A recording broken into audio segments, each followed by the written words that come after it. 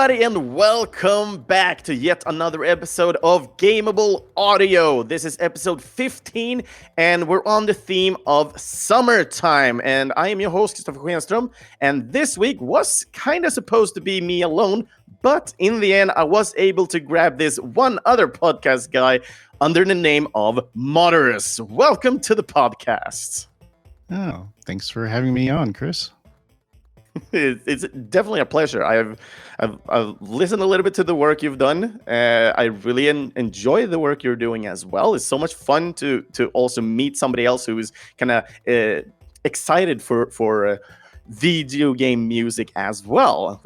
I'm just like a normal amateur guy, just usually inviting composers and so on to my podcast to talk about music. But you're more of a guy. Maybe you have invited some people to your podcast as well, but most of the times I've listened to it is more enthusiastic about the music itself. So who are you, and can you talk just a little bit so people know who you are?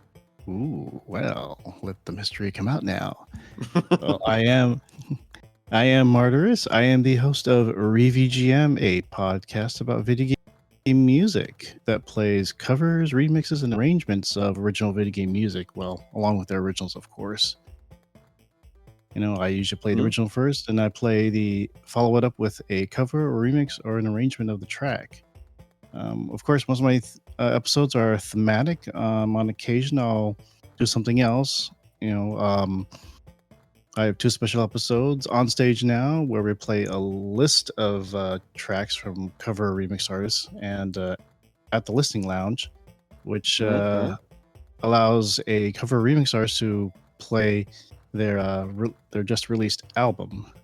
Still working on that special episode, but on stage now I've been attempting to keep it a monthly thing. That's pretty nice.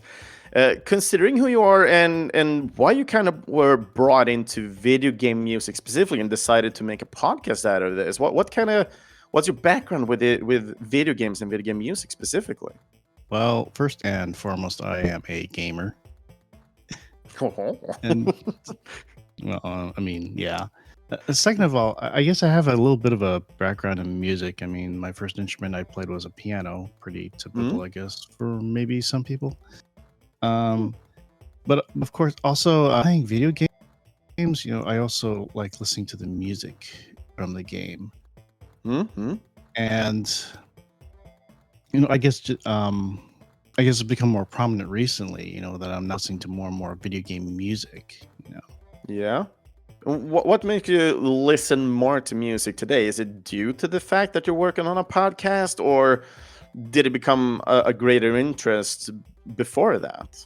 Yeah, it's I guess it's because it's because I'm still playing video games, and actually coming across podcasts like Rhythm and Pixels, and ReVGM Radio. And I was like, oh, really? There are actually people out there that listen to video game music also. So it was that, joining and being a part of that community of people that, not just play video games and socialize, but they also listen to video game music as if it was just regular music. Yeah. No, I just love a lot of these things. First and foremost, when I grew up, I didn't listen that much to video game music. I actually lived in a home where basically mainstream music were pumping most of the time. So every time I kind of sat down to play some video game, my parents were like, oh, turn that music off. So I just ended up listening to a lot of mainstream music while playing all these amazing adventures, in my opinion.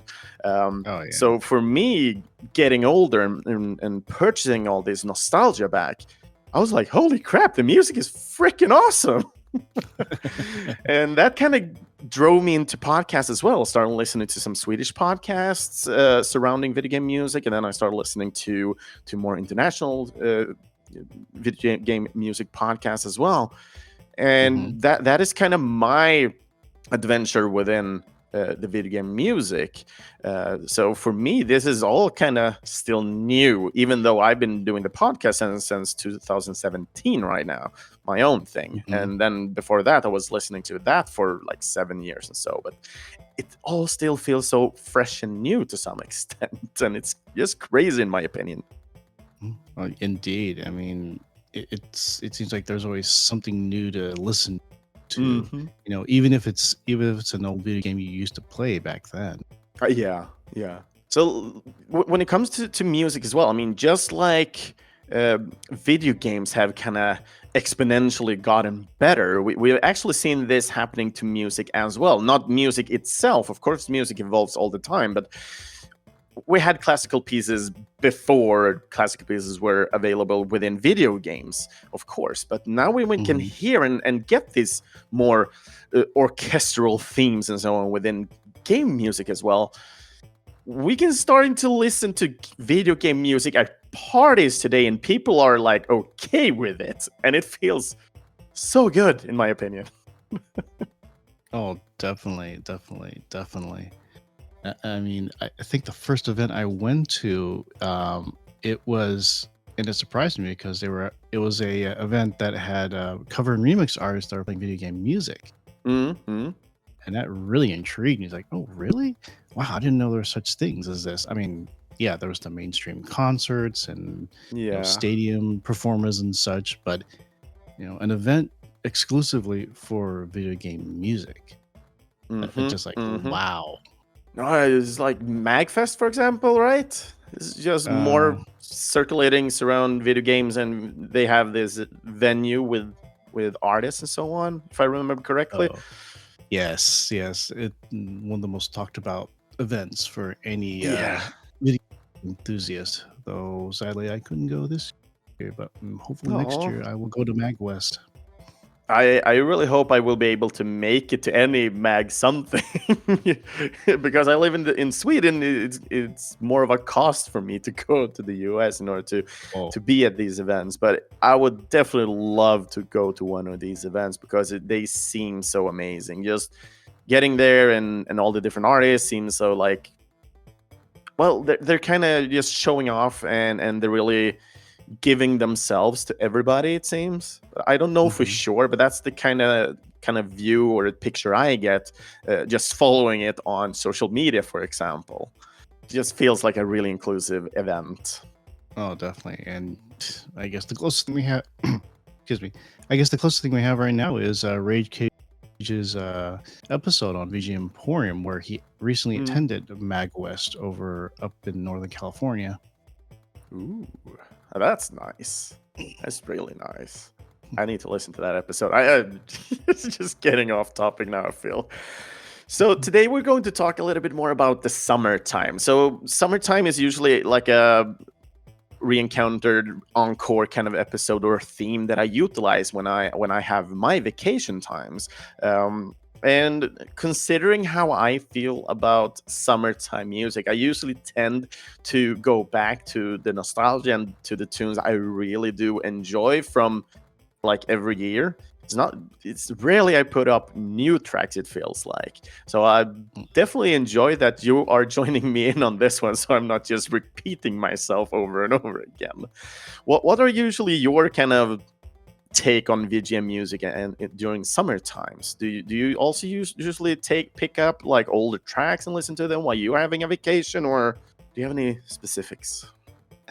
Nothing specific, really. I mean, I know that last year I actually did an episode on a beach theme. Well, it was an Mm, episode about video games that were located on a beach of some sort. So I played a few that's tracks. I think one was Super Mario's Sunshine, if I mm. recall. So because it was at Delfino Beach, if I recall. Huh, nice. I still haven't played that game, but I do know the Delfino Plaza and the music from that game. Yeah. Just adorable. I was so close to picking one of those tracks, Ah. but I didn't because I usually tend to go for the less known tracks. Mhm. And I think this could be like a good segue to actually go in for the first track of the week as well. Oh, So definitely. let's Let's do it. actually sync this up. As we're talking about the beach anyway, I actually chose this track Beach Buds from the game Short Hike.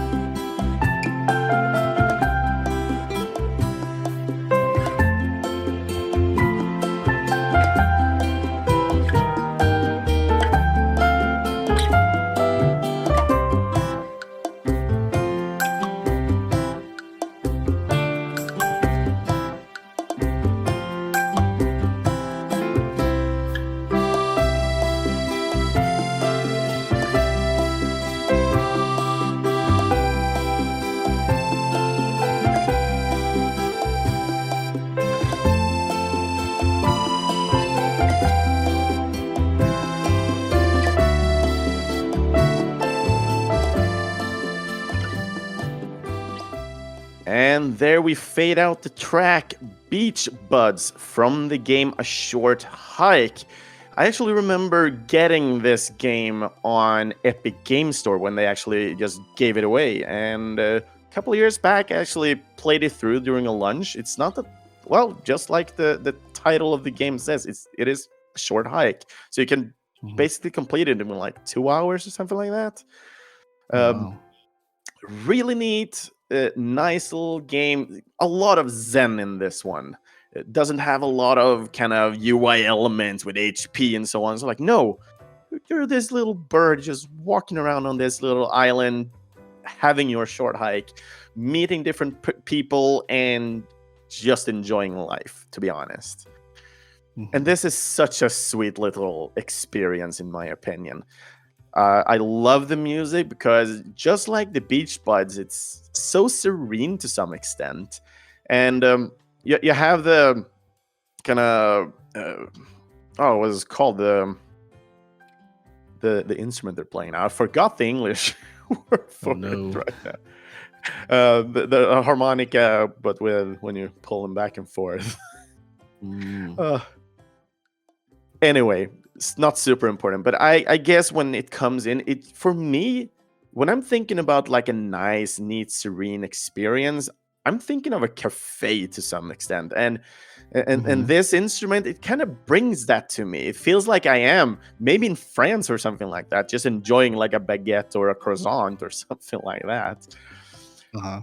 In this game, with the Beach Buds, you're basically walking down to the beach and you can meet this little club gang. And they in the beginning, they were like, oh yeah, you can get strong, you can get into our club and just enjoying.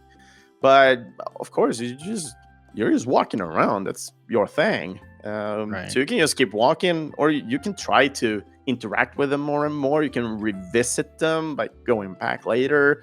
The game is still kind of open world to this. Since you're free to literally do whatever you like. The only goal in this game is to go up, up, and up. And they utilize so many aspects of this, where the best one is you have some sort of stamina meter, and this stamina meter is only used when you're basically doing something that takes like the energy out of your character. Just walking around in this game is not like that hard for your character itself, right? But when it comes to this game, have you played it yourself? Me, unfortunately, I haven't had a chance to play it at all. I mean, busy schedule and all, but it is definitely on my wish list. Yeah. And now that you know it's not a long game, I think it can kind of become like a priority game as well, maybe. You know? Oh, no. No, I have to judge priorities. Oh, boy. It's like asking somebody when they have a backlog. It's like, hey, which one is your favorite? Which one is going to get next? But I love them all. I know. I know. As I look back at my shelves, like, oh, all these games that are piling up. Yeah. No, that feeling. What if we who play and make like VGM podcasts, maybe we should prioritize like game-wise according to music and what people like about the soundtracks. That would be a whole other type of priority. Oh yeah, definitely. Anyway, when it comes to A Short Hike, we have the composer, who's a Canadian, Mark Sparling. He hasn't worked on too much when it comes to video game music, but I definitely adore the Beach Bud and the Short Hike track here. Looking at when he started out, he actually haven't worked for too long. He started out in 2015 working on the game Bad Sector. He worked on a game called XOB back in 2019. He did one song for Shantae and the Seven Sirens, which was apparently released for mobile, which I didn't know. I think I've heard about this, but I was too unsure. And then he also worked on Curse to Golf back in 2022. So it's not too many games, but I like the kind of serenity of having like the width that it seems to be working on. Like a game named Bad Sector doesn't sound like the music kind of works in this game of Short Hike. And I know the soundtrack in Shantae works, so Oh Feels yeah. like he's got a lot of strings on his lyre. I like it. Have you heard anything, any music of these other games that I talked about here from Mark, or is this a new composer for you as well? Well, this is definitely a new composer for me, and who knows? Hmm? Maybe I'll have to make a new episode about Canadian composers. Hmm, I'll think about maybe. that. Bad Sector, never heard of. XOB, unfortunately, nope. Shantae, yes, I have heard of the series before, and it's actually Hmm? some pretty good music in there. Now, Have you Curse played to any Golf. of the games in the series? No, unfortunately, No. no. It time has become a precious commodity for me lately, so it's trying to find the time and the I guess enthusiasm, if that makes any sense, to be able, Mm-hmm. you know, it's just I'm just so busy these days. I yearn for my college years. Uh, that's why I kind of like going on like a train or a bus or something, because then you can utilize like your mobile phone, or you can utilize some sort of handheld. So when I did some work, when I had like 2 hours of just one way travel, whew, the Hmm. amount of games I completed during that time. Oh my damn. Oh, nice, nice. It was a great, nice little. But then, Curse to Golf, you were kind of stopped you there. Yeah, Cursed Golf. Actually, I came across it on Steam, and I was very Hmm? intrigued by the gameplay. Although the story is actually very fascinating too, so that's on my wish list as well. Yeah, yeah. And if I remember correctly, I don't know for sure, so this is kind of information I kind of pull out of my ass, but if I remember correctly, the Curse to Golf is also created by the same people that kind of worked on A Short Hike. Might have been a little bit more, or I might be totally wrong, but if I remember correctly, uh, it's the same people. Hmm. So looking at the Short Hike and the people behind the game here, the game was developed by the Canadian studio Whippoorwill Limited. It's like Whippoorwill. Whippoorwill. Yeah. And basically, it is consisting of the Canadian guy Adam Robinson Yu, with a little bit more of support of some other handful people working a little bit with additional on art and so on. The game was released back in 2019 and was initially released on PC, Mac, and Linux. And in 2020, the game was released on the Nintendo Switch, and the PS4 and Xbox Series were released in 2021. So that's kind of all the information I have on this game. And for me, it was a short game. It was nice, sweet, and I definitely recommend this to people that just like this kind of zenness into it in a short, sweet, and just a nice little game. To be honest, felt like playing one of those simpler NES games back in the day. Just that it was cute or cuter. Oh, well, you definitely got me convinced. I'm all up for it. But there's another game now I want to talk about, and it's the next one up on the list. I definitely enjoyed this remix that you pulled out here. Never heard of this game, so I'm just definitely excited to hear more about this. I hope. Ooh. But this is the track Forest from the game Boktai, The Sun is in Your Hand, and this is a Sega Genesis remix.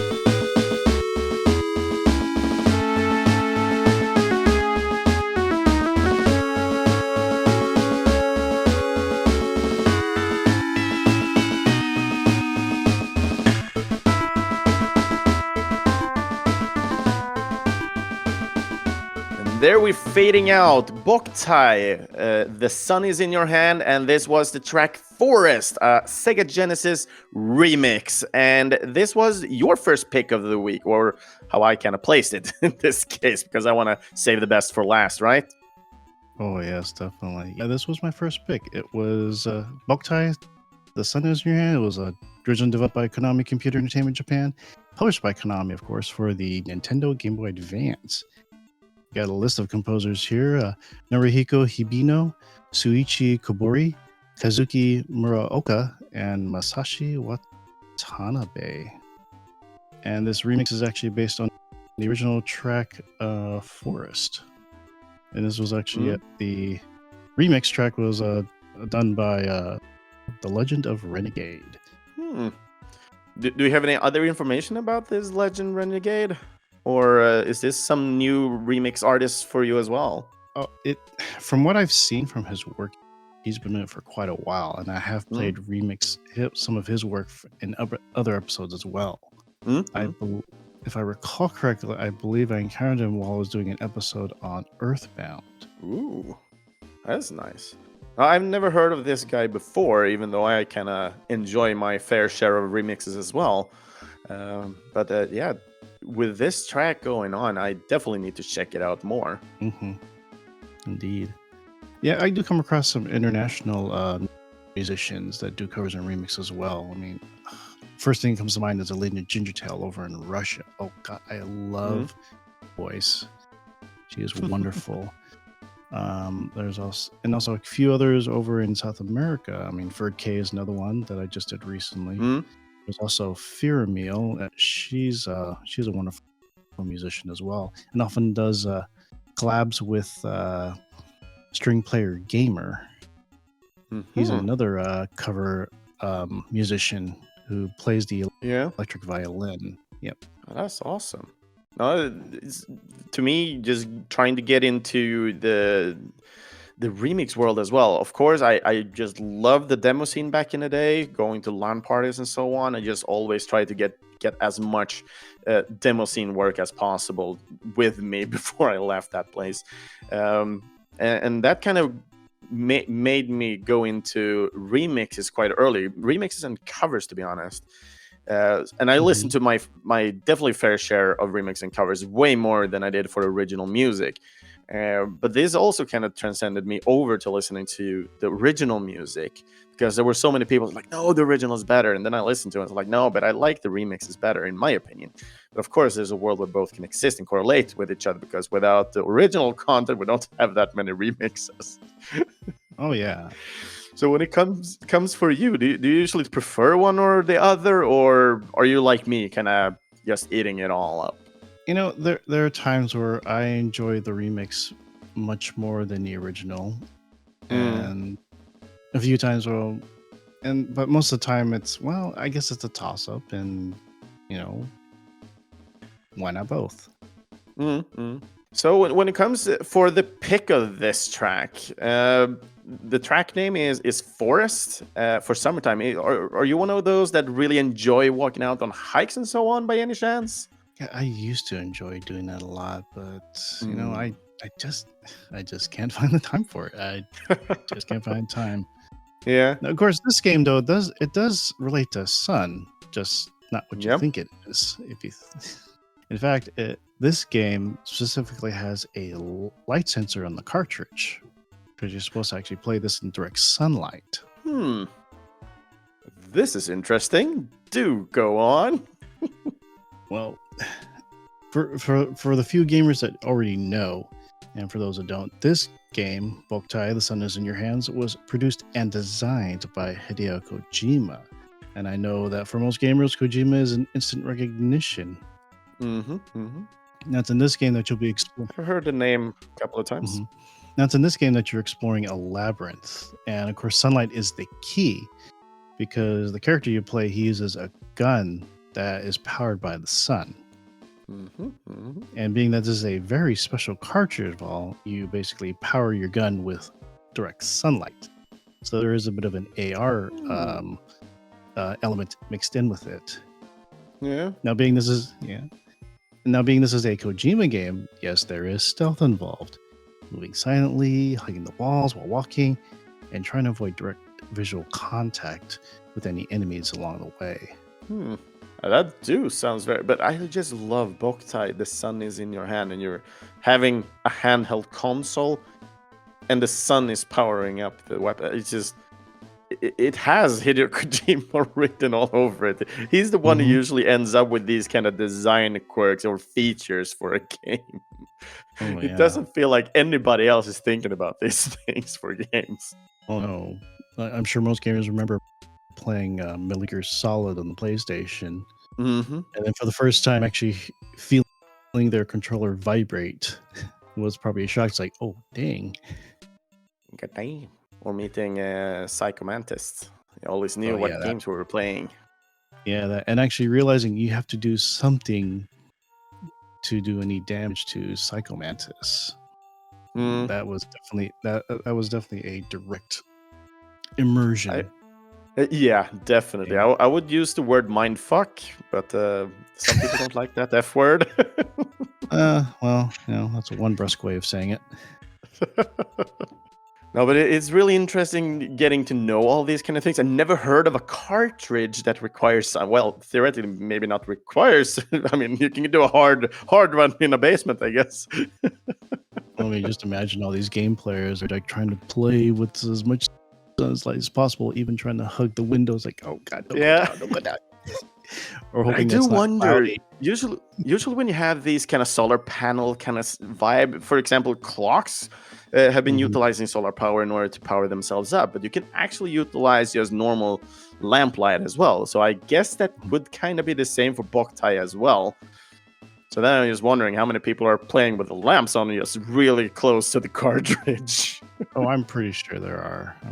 Although it'll be interesting if they ever consider re-releasing this game on the Switch, how that would work out. Yeah, how would that work out? They changed the sunlight to have you need to blow into the mic all the time. Because I know you have the mic at least.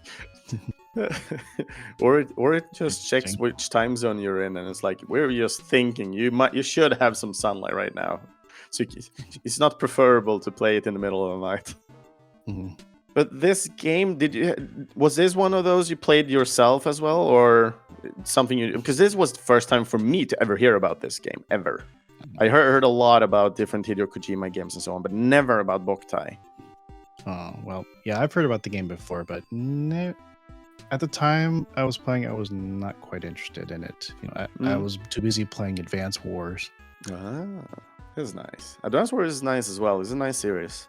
I haven't played too many of them, but I tried them a little bit. Usually not my preferred style of playing, but because I'm not that great at it. But I did enjoy it to some extent. Yeah, and actually, that's also on my backlog too, since it's now re-released on the Switch. Nice. Oh, Advance Wars, yeah. Yeah. Oh, okay. I thought we were talking about Boktai now. Oh no. I think it's still. I think it's still a dream pipe for most gamers, I'm sure. Yeah. We can always hope, at least, right? We'll see about that. Yeah, just like we're waiting for Half-Life 3. Yeah, definitely. Holy crap, will we ever see it?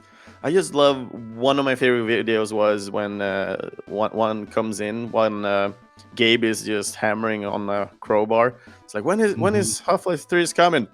It's coming! Just keep banging on it. Well, while the world waits for Half-Life 3, how about we move on to this next game that I see on this list here? The next 3.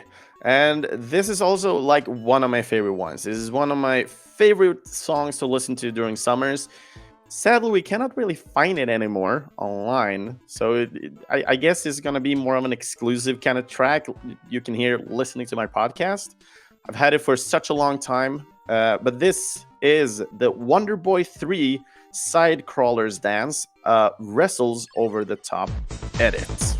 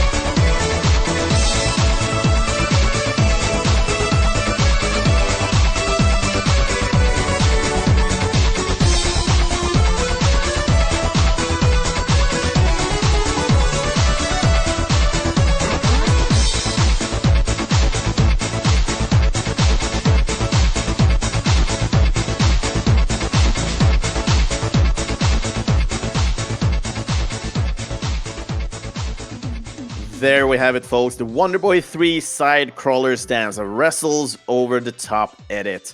And this was specifically a remix made by Daniel Wrestle, or as he's called online, Brandon Walsh. But as I said prior to the song, basically it kind of fell off the world everywhere. There's really hard time trying to get to his old music and so on. And that was back in 2012. He was active with a podcast called Bitar till Kaffet, which is bites to the coffee, which was a Swedish podcast where they just randomly talked a little bit about this and that. I never listened to this podcast myself because I didn't really get into the podcast sphere that much until after 2012, I would say. Not like I am today. But he was also pretty active in the C64 scene, which was super fun.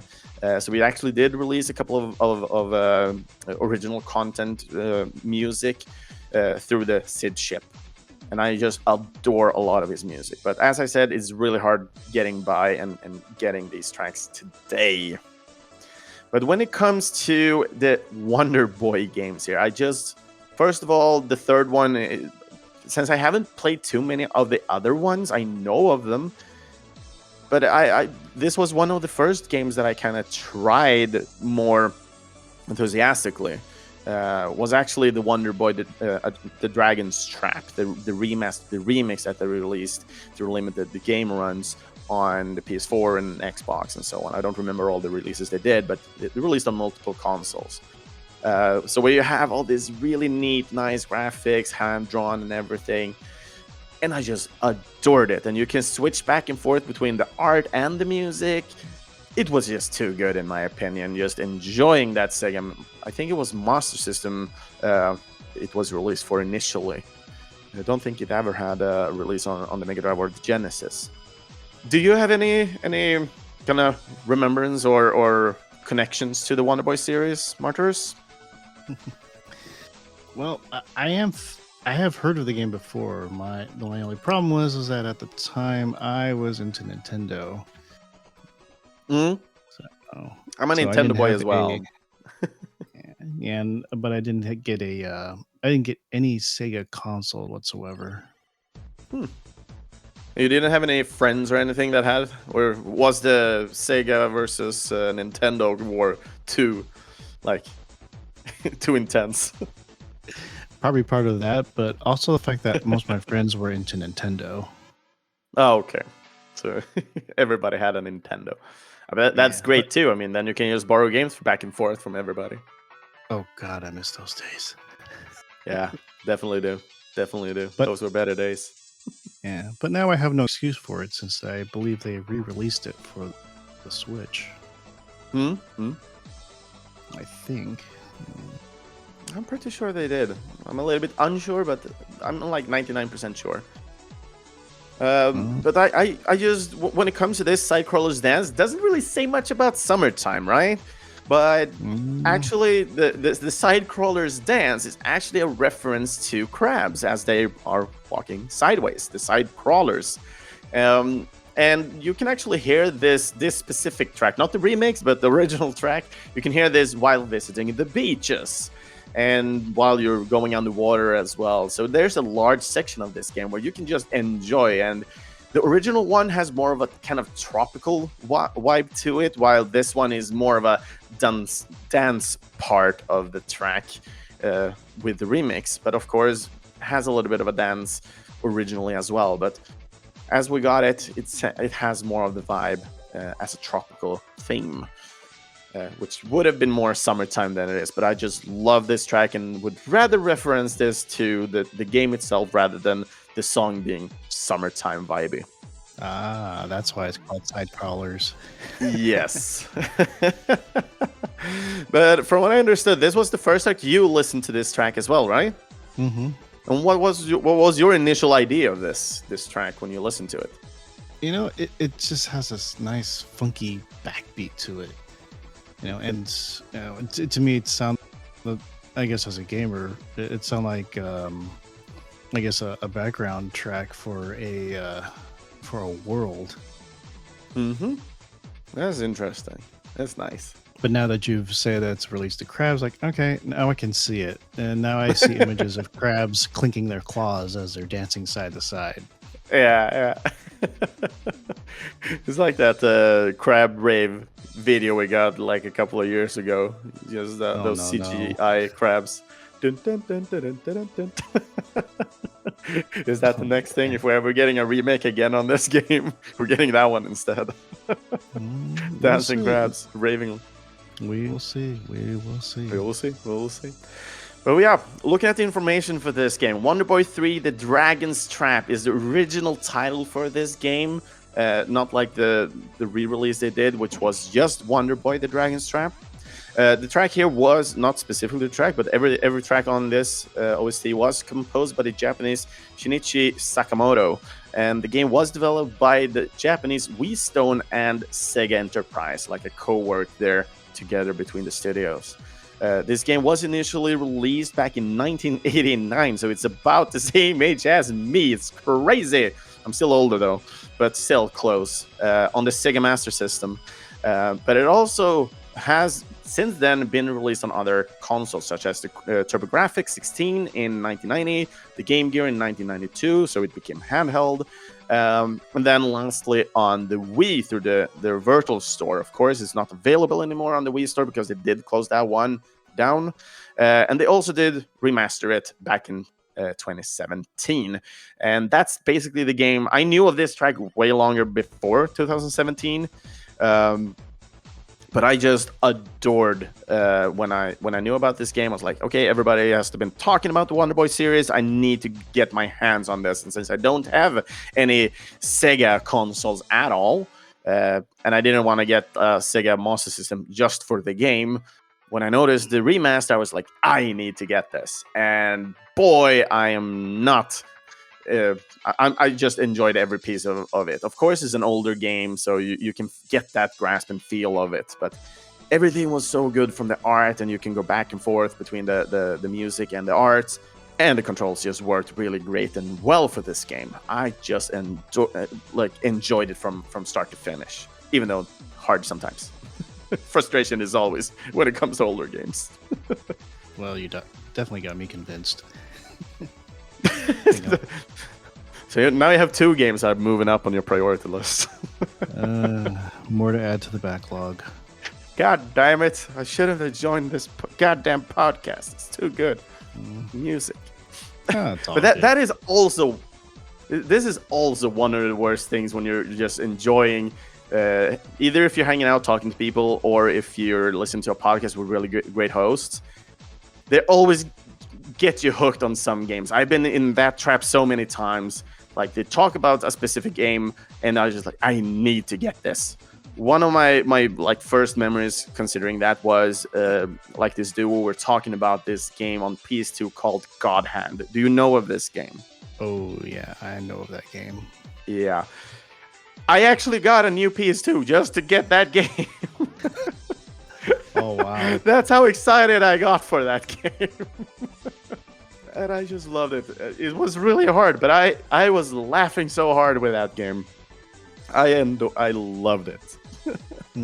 But that is kind of a curse, but also a blessing in my opinion when you're listening to video game music and so on. Because I kind of get in between. I don't know about you, but if you're the same as me or if you're different, sometimes since we are listening to music, it sometimes can actually be easier for us to just get the OST, because more and more tracks are released on CD or vinyl today. Of course, I don't have a vinyl player, but just getting it download as a digital download to an MP3 file or actually getting a CD is something that is more plausible today to get than it was yesteryear and so on.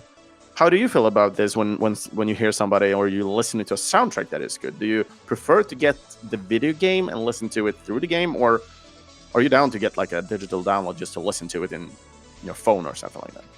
You know, most of the time when I listen to the music, that draws me to the game, and a very good example of that was Child of Light.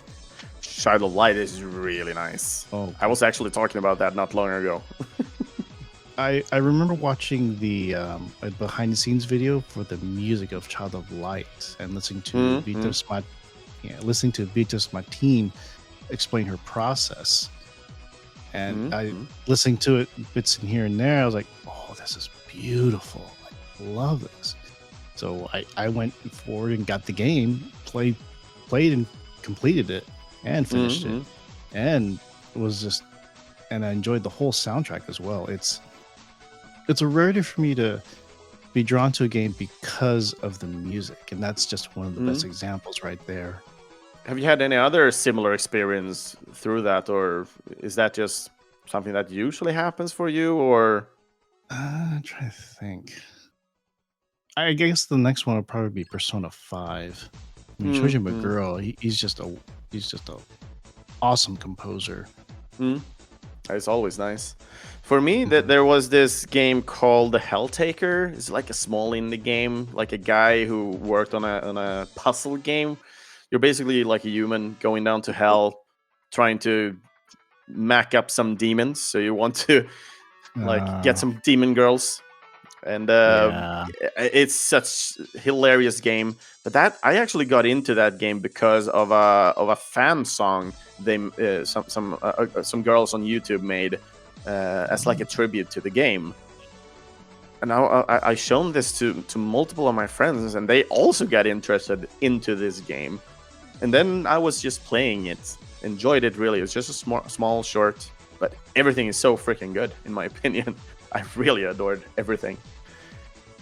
But I Oh tend to yeah. see this happening to me more and more in the last years. So I'm really enjoying where we kind of have come up to. It's not about getting references all the time, having like a PC Gamer or IGN telling us what to play. We can actually Mhm. listen and enjoy music today and get into experiences. And to me, that's just wonderful. Yeah, reviews are nice, and that's provided that the person that's doing the review has actually played the game long enough and Mm. has gotten into it. But I have to agree, these days I'm more drawn to, I guess, personal experiences with video games. Speaking with people like yourself and of course Purnell from Rhythm and Pixels, who's Yeah. so enthusiastic about video games. It's like he talks about one game, and all of a sudden people are like, oh, I gotta play that game now.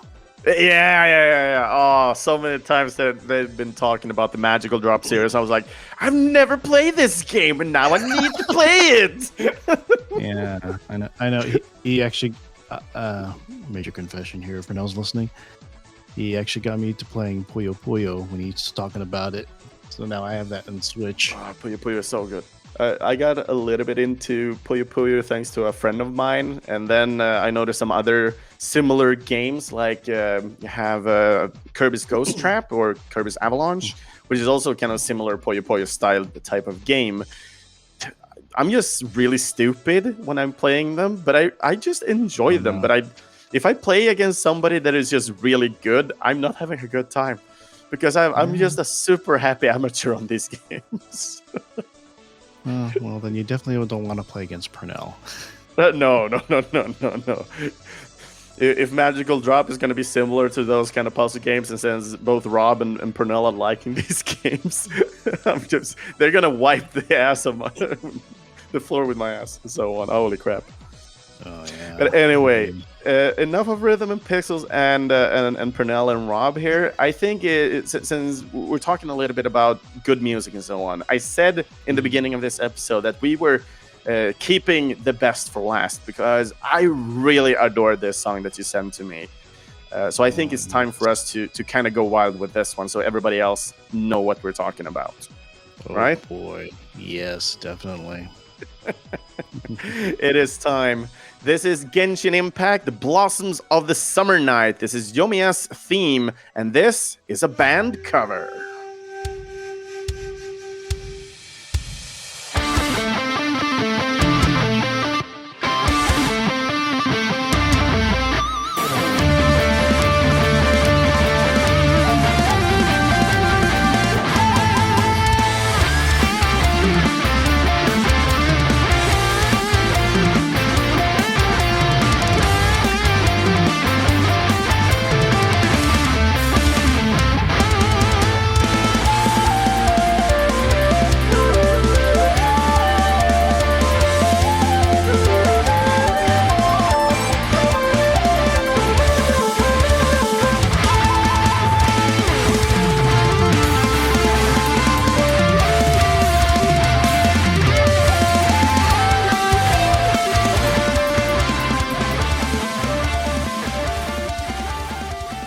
Blossoms of the Summer Nights. Holy damn, this was a Yomiya theme from Genshin Impact, a band cover.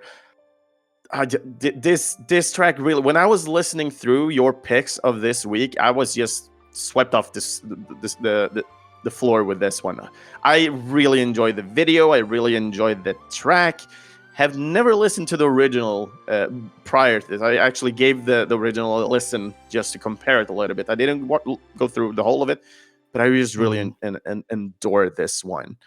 And this cover was posted through the Has Studios YouTube channel. He's the drummer in this song as well. So it seems like he has or are working on some video game and an anime covers from time to time. And I just really adore this one.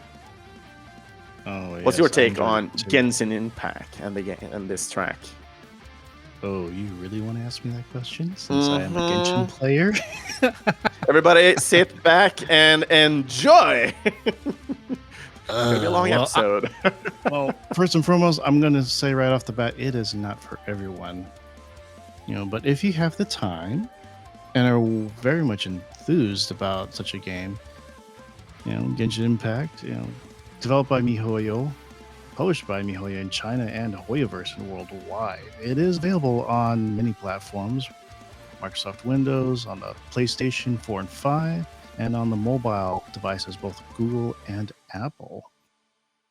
And the original composer for that remix was by Yuping Chen, of which I happen to do an episode for Masters of VGM on 73. But yeah, Genshin Impact, it is a wonderful action RPG game in which you are exploring the world of Teyvat as a lone traveler. Yes, you have a companion. Not as annoying as certain companions from a certain Link series. Hey, listen. Oh gosh. But yeah, you will travel through this world of Teyvat, going through several regions here and there. There are currently 4 that are open right now. Recent one being Sumeru, and right now everyone's excited about the next region to open, which is Fontaine. And each region, of course, has its own aesthetics, its flavors, and of course, you'll be a cast of characters that will join your party to help along the way and figure out what is going on and why you happen to land in this world. We're still thinking about that? I thought that was already from the beginning. We haven't figured that out yet? Genshin? No, you basically land in this world with no idea what's going on. Yeah. But throughout your travels through Teyvat, you'll learn bits and pieces here and there along with the lore of the land as well. Sumeru, which is recent, you actually learn a bit more of your own personal backstory, so it's interesting. That's nice, because you're kind of thrown in and shown the beginning like classic Yondo nobody.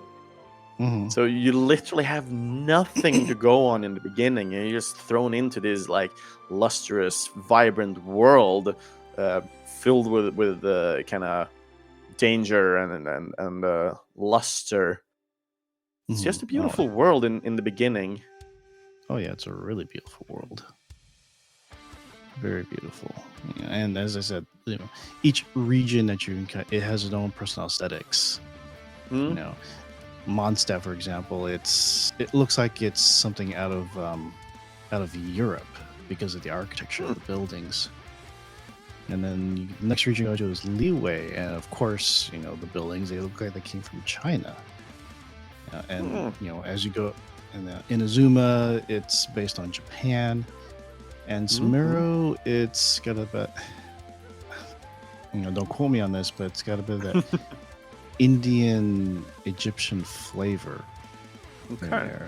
Interesting, because the ecosystem in Sumeru, it's half forests and jungles, and the other half is a desert. That's really interesting. Just having multiple kind of biomes in different regions as well. It's because you utilize that in order to have and tell a story as well, like environmental story. And it's so interesting that they're kind of utilizing inspiration or homages to our real world, making their own world that is Genshin Impact. It's just, in my opinion, it's beautiful. Oh yes, it is beautiful, and the music is beautiful to match as well. I Hmm. mean, Yu Ping Chen is a wonderful composer, combining both traditional and modern instruments. Hmm. Well, as I remember from the music, it kind of has this overall serene tracks when you're walking around and exploring the world of Genshin Hmm. Impact. Don't remember that much specifically about the battle music and so on. I know you have some sort of boss battle music when you're coming to the end of a dungeon and so on, but I don't remember that much more surrounding battle music specifically. Oh, Maybe some you of the can battle fill me in music's on that. pretty good. Oh Hmm? yeah, some of the battle music is pretty good as well. You know, and yet it still matches the instrumentation for that region. Mm, it's nice. But specifically for the Blossoms of the Summer Night, considering that this is Yomiya's theme, Yomiya is, of course, a specific character, most likely, or is Uh, this a theme for a region? this is actually her character theme when she was first Hmm? introduced back in August 10th of 2021. She was part of a wish event Hmm? for the Tapestry of Golden Flames. Hmm. She hails Hmm. from the Inazuma region from the Narukuma Island and is currently the Yeah. owner of the Naganohara fireworks.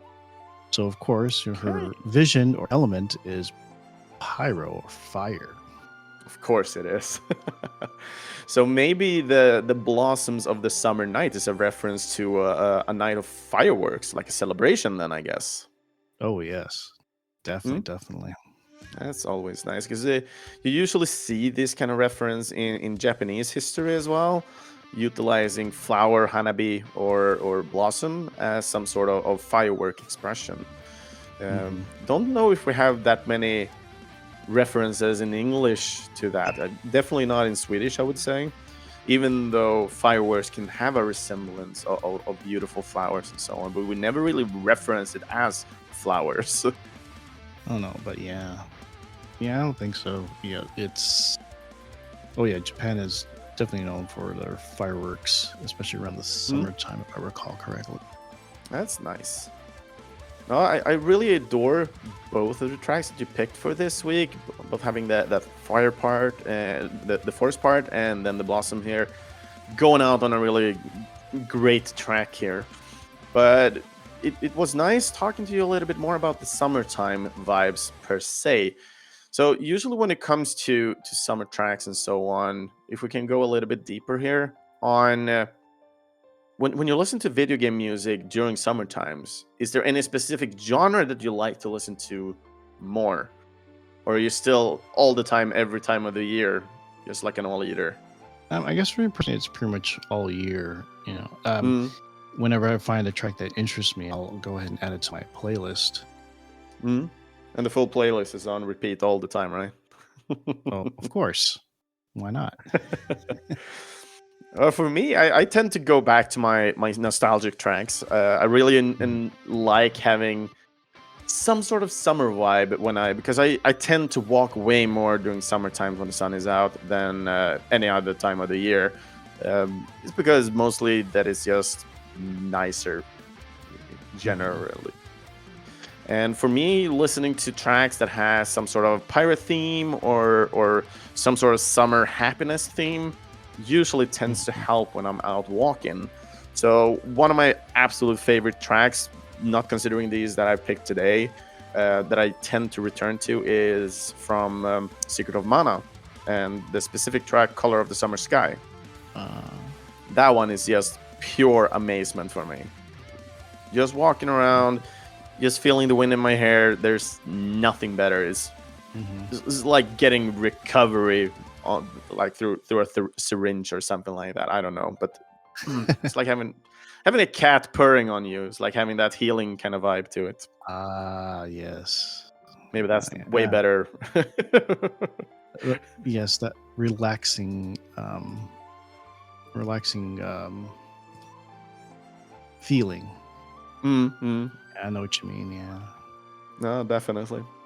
No, so there are some of these tracks that I just tend to return to over and over again, and especially Mhm. more likely during summer times. Other times, of course, I can listen to like anything at any point in time, but I tend to be more repetitive with my music choices during these times, Mhm. because it becomes kind of like a personal journey for me, and I know it's time for summer again, and then I just listen to something that makes me feel safe to some extent.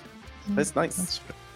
That's fair. That's fair. So That's it would be fair. interesting to see what the listeners think about their summertime. What are they, what are you guys listening to out there in the world, in video game music and so on? Hmm. Yeah, that'll be interesting. Definitely.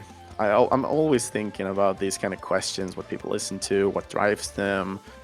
It's kind of part of me trying to understand the psychology of it all as well. It's like, why do you tend Hmm. to listen to these kind of things? Like, oh, but I grew up with this, but the games are really hard. Nobody likes them. Why do you play them? Why do you love the music so much? Because it's like, yeah, it was the only game I got for 5 years, so I made the best out of it, and I love the game Yeah. to the end. Hmm. Like, there's a story behind everything, and I just think it's like that's the way more interesting in getting to know like what you bought on Walmart or whatever last time. Hmm. So much fun. Even more fun when you actually meet those people. Yeah, yeah. It's not happening too often today. Everybody keeping distance and everybody's being by themselves. If you ever go home to somebody, they go like, "Oh, I haven't cleaned, I haven't done this, I haven't done that. Why are you even here?" It's like, what the hell? We used to hang Yeah. out and be cool with each other before. Yeah, I know what But you it mean. is what it is. We're growing up, Hmm. everybody, and the society are changing. Hmm. But in contrast to this, do you Hmm. have anything else you wanna talk about surrounding specifically Genshin Impact here, or should we walk to the next part of the episode? Really not much more I can say for those that are very familiar with Genshin Impact. Mm, MiHoYo's done a pretty good job with their game so far. And for me personally, I definitely enjoy Genshin Impact, even though it has an MMO element. Most of the time, I am playing it by myself. mm. And just enjoying the music, enjoying the aesthetics, and yeah, getting frustrated with the battles here and there. But it's still a great game to me. Yeah, and that's the most important part. That Hmm. it is for you, and you put this on your own terms as well. So you're not just doing all this grind because you have to. You're enjoying it because you still get like the environmental story. You can still find new pieces here and there, maybe in the world. And of course, sometimes you might do the grinding part, and it will be frustrating. But you can still go to another place somewhere in the world of Genshin. Maybe you will find somebody that needs help, and you can help them out and have a good time through that. It's all Hmm. about the fun in the end. Uh, But yeah, I think that's where we kind of close off with Genshin. I want to hear a little bit more about. Do you want to talk a little bit more about your podcast? Because of course, I've listened to a couple of episodes, but some of my listeners, or I would say a majority of my listeners, might not have listened to your podcast. So please take it away. oh boy, here we go. It's Oh the boy. promo part. And it's the promo part. Well, just to reiterate, yep, I am Martyrus, the host of ReVGM, a podcast about video game music in which I play covers, remixes, and arrangements of original video game tracks. You can definitely go to my website at re-vgm.com. You'll find the episodes I've done with show notes, track listing, and a YouTube playlist for each of them. You'll also find a list of all the remix and cover artists on my remix info page. They'll have links to their appropriate stuff, such as their websites, their social media, and any of their works, and their support pages. And I definitely do strongly suggest you support these artists because without them, I don't think we'd be able to enjoy video game music even more. Definitely, And definitely. since you all are listening to this podcast, in addition to hopefully subscribing, you can also subscribe to my podcast as well. You'll find it on most major streaming services like Spotify, Apple Music, or Amazon Music, and a few other places such as Podbean, Podcast Index, and Good Pods. But in general, whatever your favorite podcast app is, you might find me there as well. And finally, you can follow me on Instagram and Twitter. Actually, no, wait. That's X. It's X That's now. RE. It's so Yeah. bad. Yeah. We can make an episode just by talking about X and how bad it is. Oh no, but that wouldn't be video game related. I know. But we can Anyway, talk you can about how follow. bad it is. Yeah. You can follow me on this on those two platforms at RE_VGM.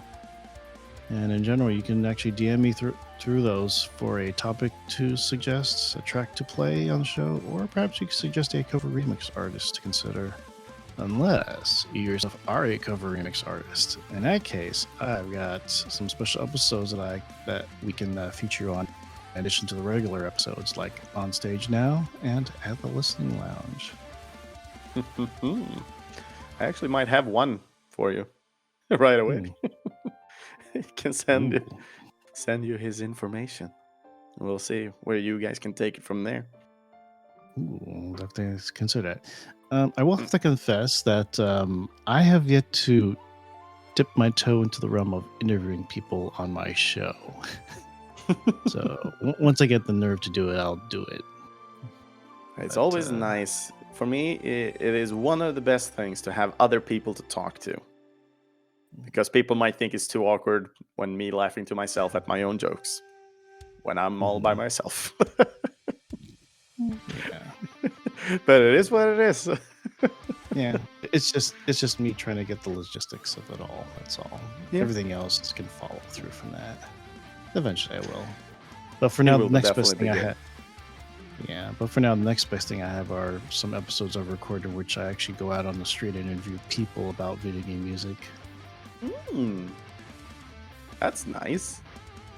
Need to check those out as well. It's always fun when you have something new that I haven't been listening to before. It's like never really listened to people going around asking people things in that sense. Oh yeah, I need to. I'm getting interested in it. Yeah, I've done a couple so far at several events I've attended. Like, let's see. Recent one I did was Bach Anime, which is an anime convention event over in Bakersfield, California. Mm-hmm. And then I've done a few others at the SoCal Gaming Expo in Ontario, California, not Ontario, Canada. So a few episodes there. And well, if I had the finances, I would have been able to get some interviews over at Mag West. But as I said, Rage Cage from VGM Forum is probably the next best thing. Okay. But yeah, and actually there's another upcoming event for video game music over here in SoCal. So I'm definitely going to be there and out there with my mic getting interviews. Awesome. Looking forward to it. Sweet. Yeah. Is there anything else you want to add in while you still have the spotlight on? Oh gosh. I wonder why I'm sweating so much. It's hot in spotlight. Well, I mean, I guess first and foremost, for any of you that are listeners of my show or just happen to discover it, I definitely thank you all, and I appreciate you listening and following me. Please support these artists, and support the podcasters as well. It's awesome. Now, I always, as usual, support the composers behind the music is the most important thing. Without them, this wouldn't be anything really. It would be us not talking in a podcast, most likely, because there wouldn't be any music to talk about. So yeah, definitely support the people behind it. Being a composer is not something that is high and fancy. Of course, we can hear a lot about different composers that are well more known than others, but overall, it's usually people sell the full soundtrack and their work is done. They're not getting any royalties and so on. So it's more like about people having a name on a product rather than people earning the money at the end of the day. So it's very important to have that kept in mind. So having this support and getting some extra income for these guys so they can keep living their dreams is very important for them. And of course for us listening to the tracks. Definitely. But yeah, Martyrus, thank you so much for joining in on this week's episode. I know it was a little bit quick here, but I really thank you so much for joining in. It's been a blast talking to you, getting to know you a little bit better, because we've only been basically nicknames on a screen on Rhythm and Pixels Discord, talking a little bit back and forth from time to time. Not too much, but some here and there at least. Oh yeah, definitely. I definitely appreciate you having me on your show. Definitely, it was an opportunity, and as me branching out, trying to get on more shows to guest on. But definitely appreciate the opportunity. Yeah, you're more than welcome, and you're more than welcome to join in at another time when you feel like a theme is working well for you as well, or if you want to talk about something specific in the future. So, Ooh, get me started. I just did. Anyway, for everybody else out there, you can find other episodes of Gameable Audio over at our homepage, videospelsklubben.se, Spotify, or in your closest podcast app. Feel free to follow and comment on any of our one social medias, either on Facebook or Instagram. Just search for Gameable Audio and you'll find it. You can also support this podcast for future content upgrades and specifically quality upgrades, but also in the end, future composers. So think about becoming a Patreon. So currently our amazing Patreon that we have today is Daniel Onemark, Lars Schenström, Titti Schenström, Kevin Wikström, and Mike Björkholm. Thank you so much for being a part and supporting this podcast, buying in the music, and in the end, me getting some new equipment. And hopefully in the end, we will get another co-host with me on this, or as I can move around a little bit more, having interviews eye to eye with composers, which would be just amazing in my opinion. Links to where you can either buy or support the composers behind the music that we have listened to today will be found in our main post at videospelsklubben.se. And of course, Martyrus, I will make sure to have all your links as well for social media, and also where people can find your podcast ReVGM. So it will be easy access in case they do forget what you said inside the podcast. Never know what people are doing when they're listening to the podcast nowadays, Oh boy. Oh boy, yes indeed. And thinking about the next episode, I'm actually going to be guest again, and this is none other less than Francesco D'Agostino, which is a composer who is currently on his own little journey. And I'm just super excited to get into a conversation and an interview with this guy, because he hasn't worked on too many titles, so he's kind of new to this, but he also has some nice background things that I would definitely get into to talking to specifically about. But of course, that will be with him, not me babbling about it right now. So with that said, everybody, do take care out there, and see you all guys next time. And everyone, be safe out there.